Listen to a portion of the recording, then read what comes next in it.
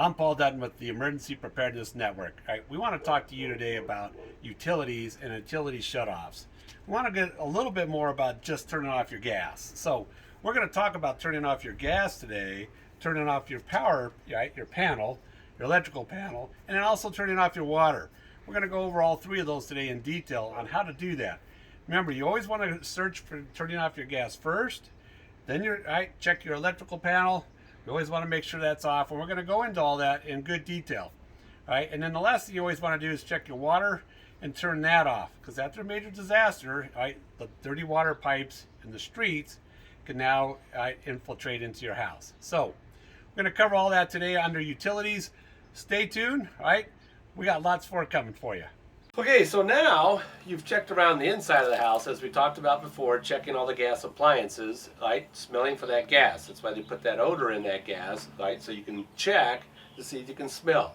And now we walked around the outside, just like we teach you in CERT, in our Community Emergency Response Team training, that you need to do a 360 size up, running around the outside, checking to see if you smell gas, right? Because there's also outside appliances, like a gas water heater, sometimes a gas furnace, the gas washer and dryer sometimes can be outside. People may have the gas hooked up to their outdoor barbecues or gas probably for a pool heater or an outdoor fireplace. So all those gas places we're checking outside, and we still don't smell anything, but we're just not sure.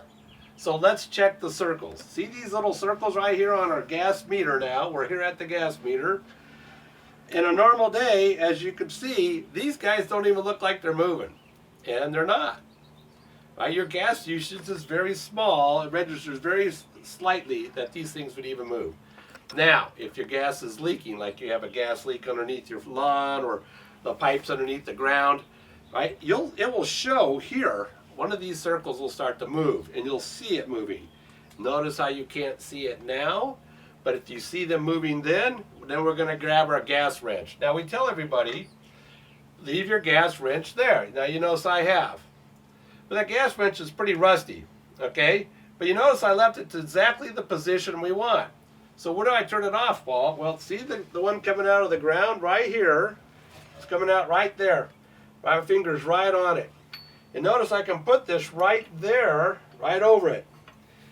People say, hey, wait a minute, Paul, it's a metal wrench. Yeah, but you notice that all this has been re-spray painted? Takes away the metal content so that you won't create that spark. So if your gas meter hasn't been updated or checked, get them to come out. And one of the things the guy will do is he'll spray paint it to make sure it's safe that you don't get a spark. But us in CERT, if I don't have that, I can use my CERT one. It's aluminum. It won't create a spark. That's what you want, really, for the most safety. Now I'll put that right over that. Oh gee, I can't get it that way. Well, I can get it this way. And I'm going to turn it, all right, that way. It's going to go that way. You're going to turn it down. Just like as if I turned this one, right, it's going to go that way to turn it off. All right?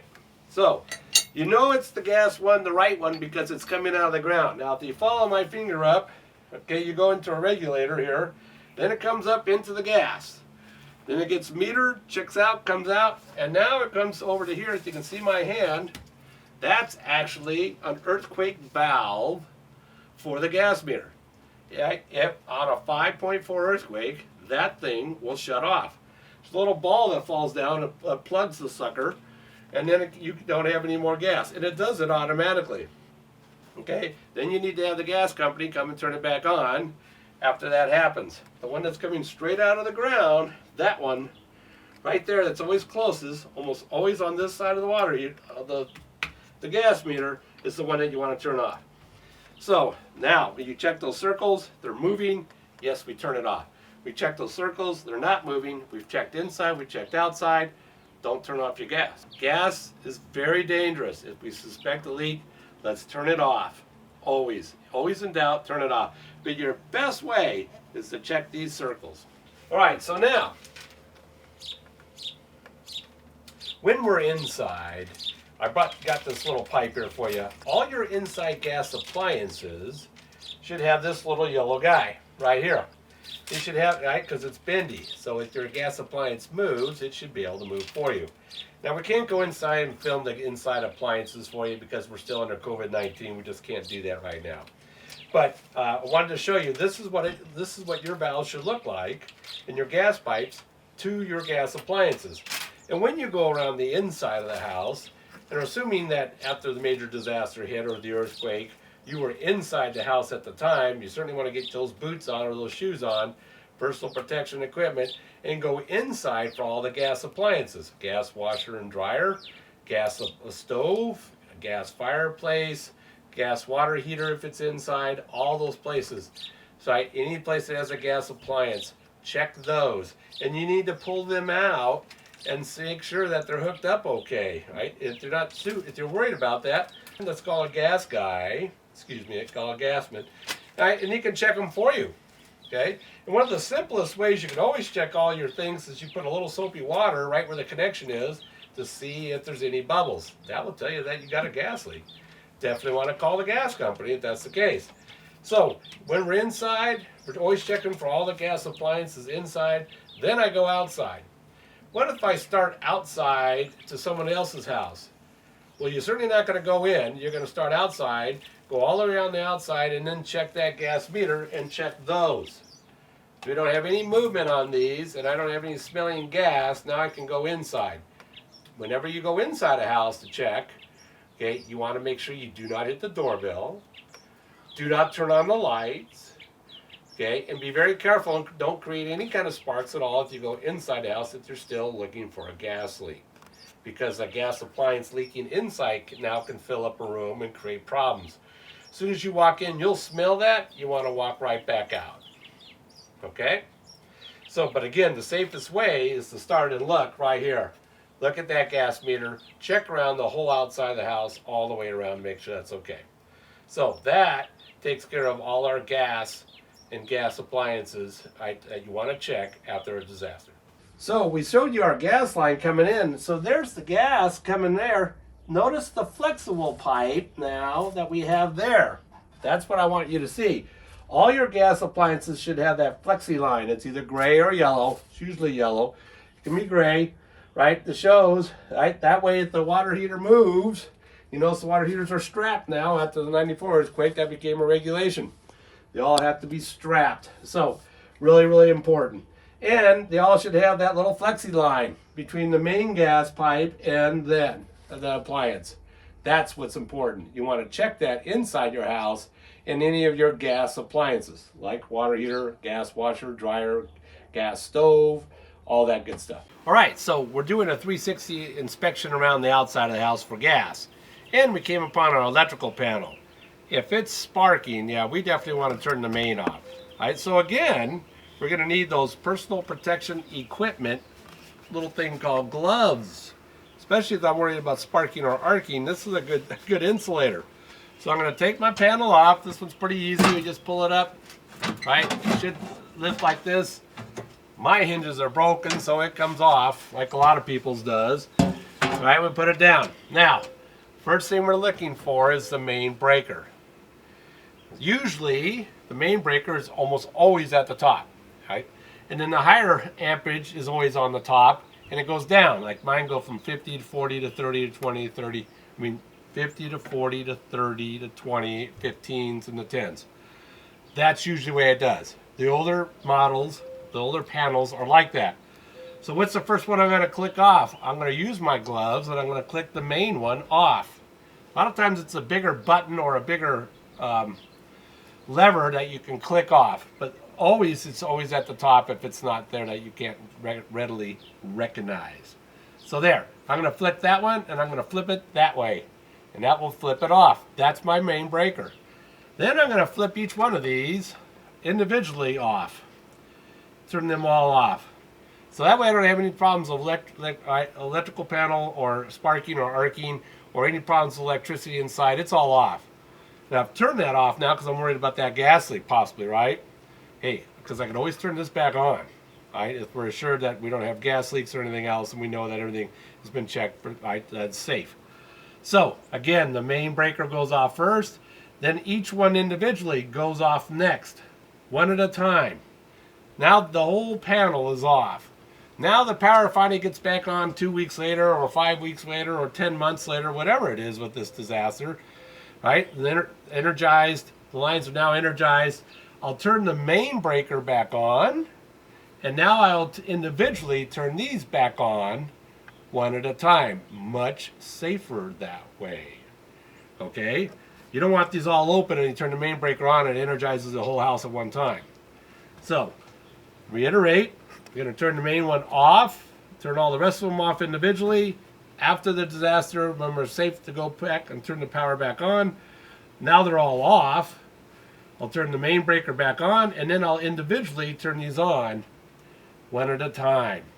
And that's the safe way to do that for your electrical panel. Okay? And that's what I would do if I had a major disaster and I was worried about electrical down power lines anywhere else, or maybe arcing or sparking anywhere in my house. I'm going to shut this off and turn it down, turn it off altogether. Now I'm safe, and I do it with gloves.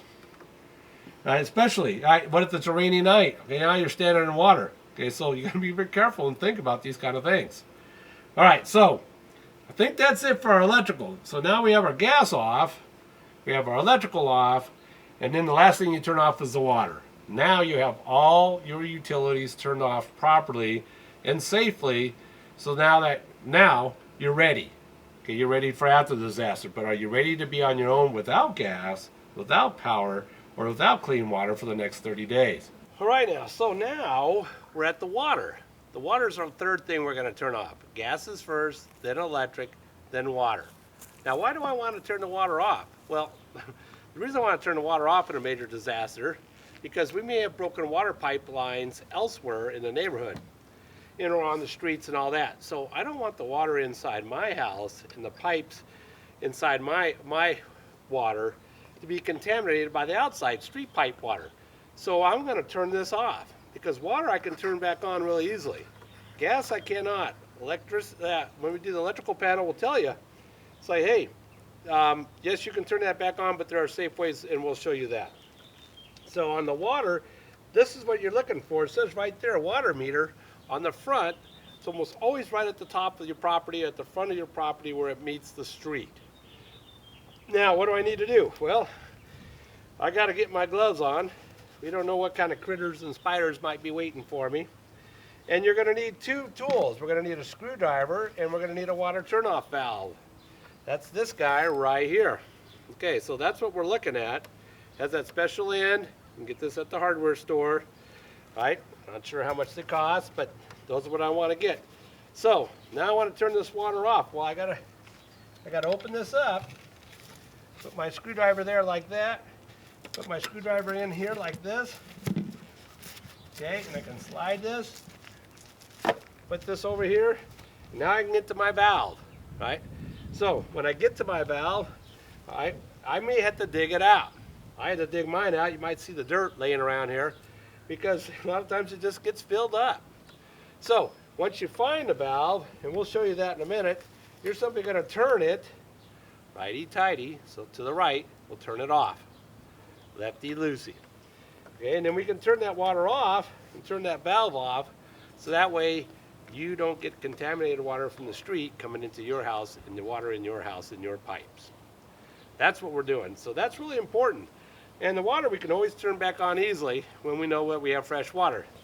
Turning that water off, the valve is right here. We're going to show you that in a second, right? Turn it to the right to turn it off. We can always turn the water back on. And after a major disaster, you turn the water back on. You want to run it through your faucets and all your pipes, showers, faucets, sinks, all that. So you make sure that water doesn't get contaminated, right? Make sure that water comes out running clean. Okay, so really important. All right, let me show you where this valve is. So the valve is right down here, right? So I had to dig it out to get all the dirt out of it. You can see the little valve right here. We're actually going to turn this valve this way. Luckily, it was pretty easy to move, probably because I had a new valve installed. But a lot of times you'll need your tool, right? So we can turn that to the right and turn the actual water off all the way against the grain. I'm going to turn it back on now, so we don't get any extra air or anything in the pipes. Okay, so there's your valve. That's what you want. Here, see, now this has actually got a new meter on this by the water district that you put on the valve now. So, right, to regulate it better. So, that's what you're looking for. But I had to dig that out. Couldn't even find it. You'll see the extra dirt around here, so you may have to dig. It's always between the street and your house. So you find that big, right, the big meter, the valve should be on this side. I'm Paul Dutton with the Emergency Preparedness Network. Come on back. We're going to give you a lot more to keep you safe. All right? For you and your family.